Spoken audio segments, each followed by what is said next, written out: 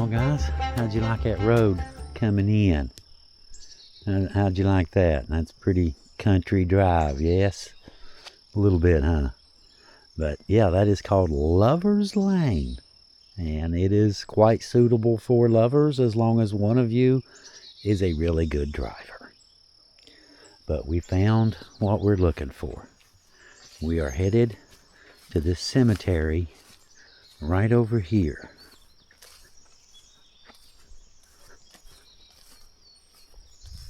Pretty place, isn't it? Down here on the riverbank.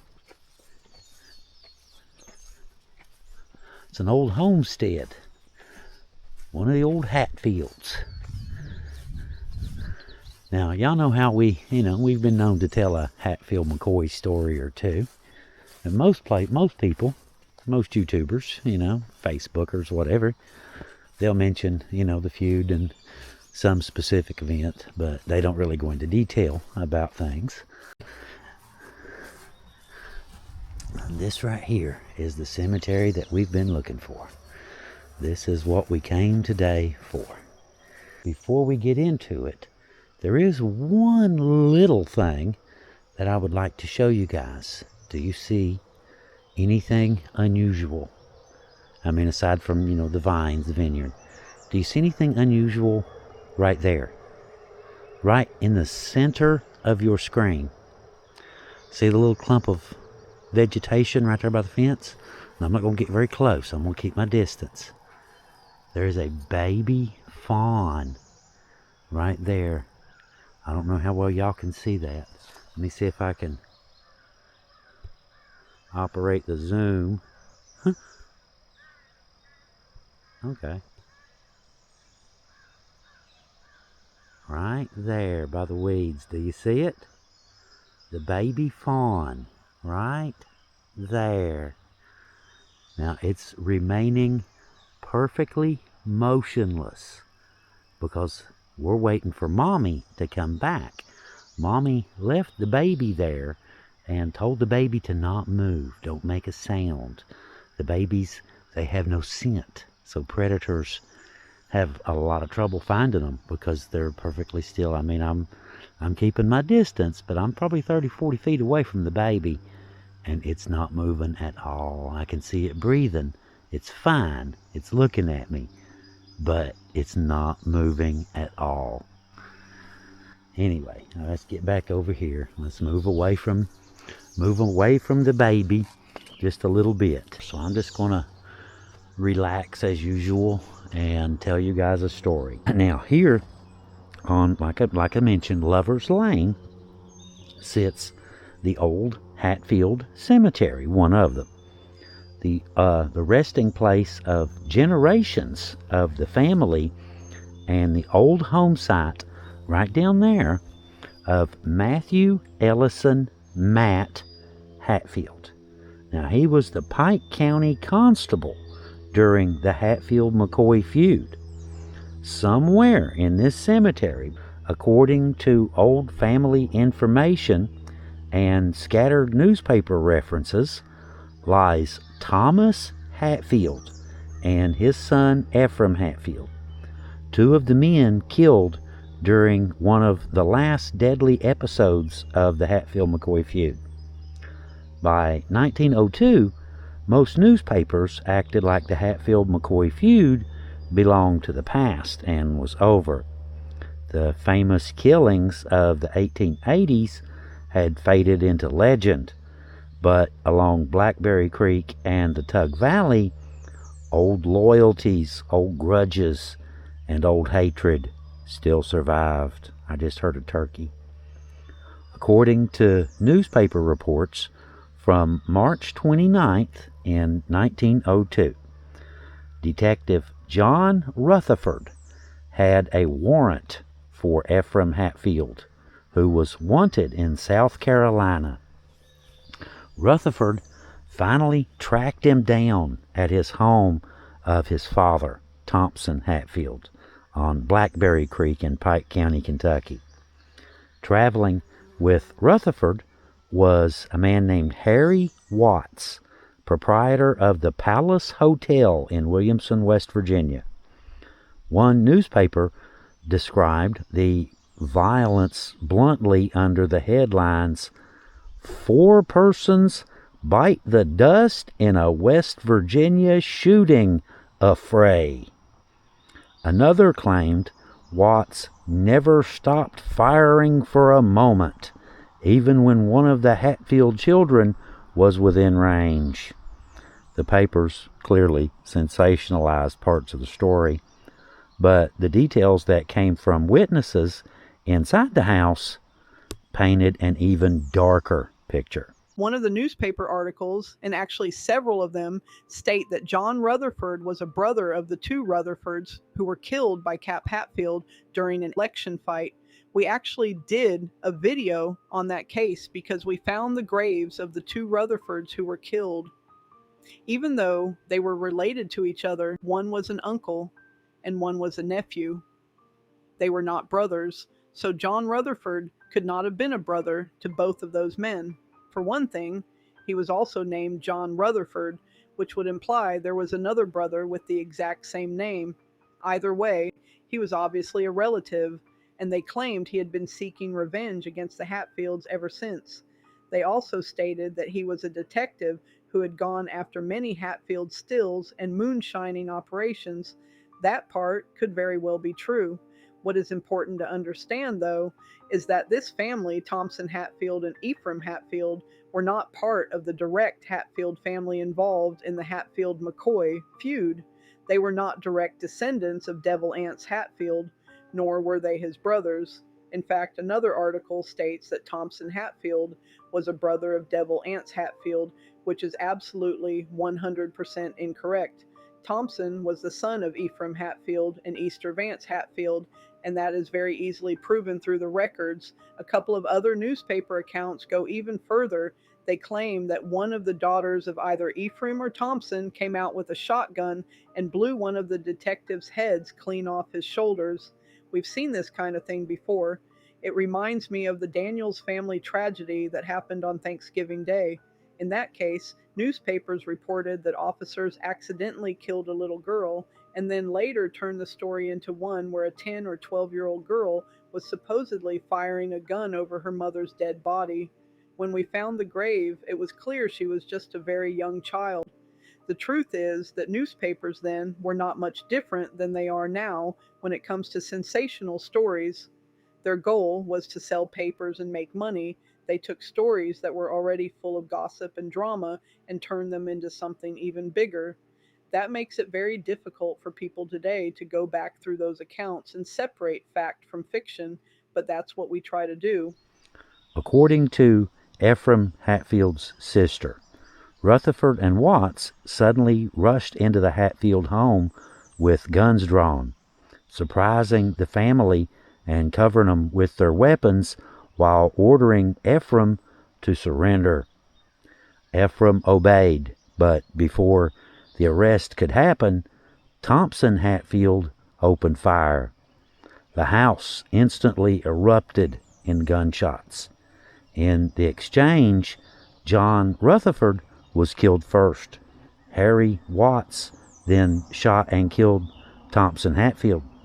He fired again at Ephraim, but just as Harry's bullet struck the younger Hatfield and dropped him to the floor, Ephraim managed to fire back and hit Harry Watts in the side. Witnesses later claimed Harry Watts only fired 3 shots during the entire fight. After killing the two Hatfields, Harry reportedly put his pistol back in his pocket, walked outside toward his horse, and collapsed dead right beside of it. The two Hatfields did not die immediately. Reports stated Thompson and Ephraim lingered for 1 to 2 hours after the shooting. During that time, both reportedly said Harry Watts had fired the shots that killed them. Inside the home, the family watched the entire tragedy unfold. Thompson's wife, Mary McCoy Hatfield, the children, Ephraim's sister, a son, and a son-in-law were all said to have witnessed the killings. That part is what makes the story feel less like a newspaper feud tale and more like a true story. A nightmare inside a family home. One article from that time reads like this: Rifles at funerals. 200 murderers in 2 processions. Every man with a gun on his shoulder. The killing of 2 Hatfields and Rutherford. The article claims around 200 men attended the funerals, divided into 2 separate funeral processions. It says nearly every man carried a gun over his shoulder, and the atmosphere was so dangerous that people feared more violence could erupt at any moment. It specifically says the funerals were conducted in the midst of a feeling of fear and hatred that may at any moment culminate in another tragedy.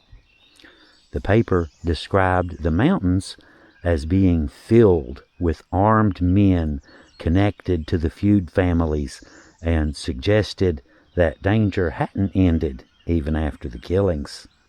The article also said that the Hatfields and Rutherford were buried separately with armed escorts and large crowds following each procession through the mountains.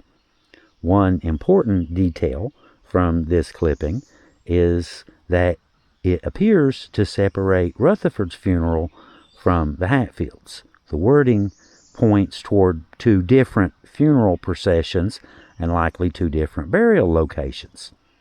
The article is also extremely biased and sensationalized, obviously. Terms like 200 murderers were newspaper exaggerations common during, feud reporting at the time.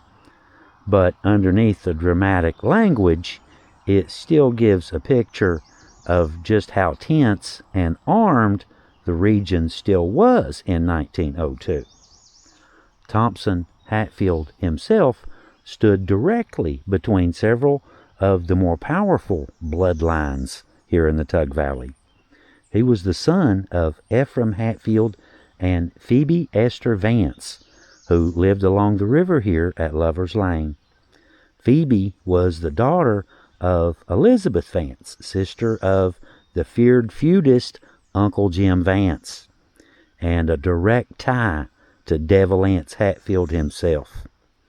According to Henry Ragland's History of Logan County, longtime rumors claim that Elizabeth Vance's children, including Devil Anse Hatfield's mother, were fathered by Elder John Farrell, the early preacher tied to the Farrell settlement near Matewan, and my great-uncle. Thompson also appears to have served in the 39th Kentucky Infantry Union Army alongside other Blackberry Creek Hatfields during the Civil War, showing just exactly how complicated the mountain families really were. His wife, Mary McCoy Hatfield, appears to have been the daughter of Asa McCoy and Eleanor Nellie Buress from Logan County. Asa McCoy was the brother of Sally McCoy, the wife of Randall McCoy. That meant Thompson's household carried both Hatfield and McCoy blood under the same roof.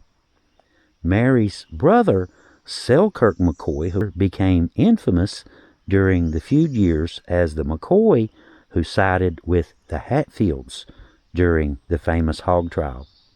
I showed you all his grave when I went to the ghost town of O'Keefe. That's where he's at. But anyway, he voted for Floyd Hatfield instead of Randall McCoy, and afterward was branded a traitor by most of his own relatives. Probably didn't help that he later worked for Devil Anse in his timber operations.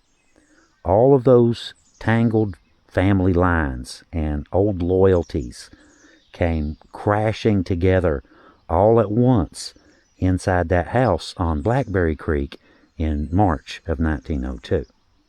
And today, here on Lover's Lane in McCarr, Thompson Hatfield lies buried on the old family ground. Today, Thompson and Ephraim Hatfield's actual grave markers appear to be missing, broken away, possibly flooded, or simply worn down by time itself. For all we know, the family could have had financial problems at the time and never did buy one. He is believed to rest somewhere within this cemetery's boundaries inside this chain link fence that you're looking at right now. After the funeral, reports said that his body was brought back home to the family grounds. And looking across the old Hatfield graves here, it's hard to imagine that he would have been laid to rest anywhere else. I told you, didn't I? I told you it was a wild story. And most of them with the Hatfield-McCoy feud, most stories related to the feud are pretty wild. Let's just be honest. And this one is no exception. And it comes with a deer, a bonus. A bonus baby fawn. Pretty place though, isn't it? With just such an amazing history. There's Ephraim right there. I've got to get a picture of that before I leave. Amazing history. And like I said, a lot of times when you hear, YouTubers, they'll come out and they'll do stories. Most don't even come out to these places. They do it from a desk. At their house, they sit behind a desk and tell you a story. We prefer to not do that. We come out to tell you a story, not just a brief synopsis of, yeah, they fought, and leave it at that. Yeah. We prefer to like bring you some details and tell you some of the stories, kind of bring you into the story as much as we possibly can.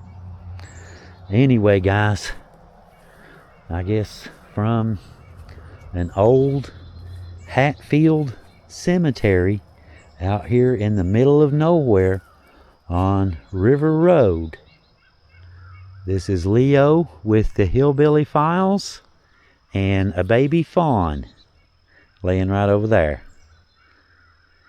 Leo and baby fawn out. See you guys next time.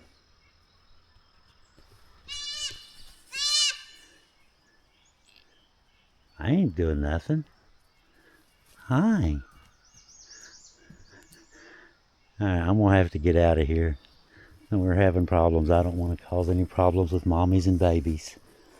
That's Ephraim Hatfield right there. That's the grave. Alright, I'm going to get out of here. I am causing problems here, and we don't want to do that. Alright, let's get out of here. Let mommy get baby situated. Just wanted to show you guys where the grave was real quick. Didn't know we had a nursery going on over there.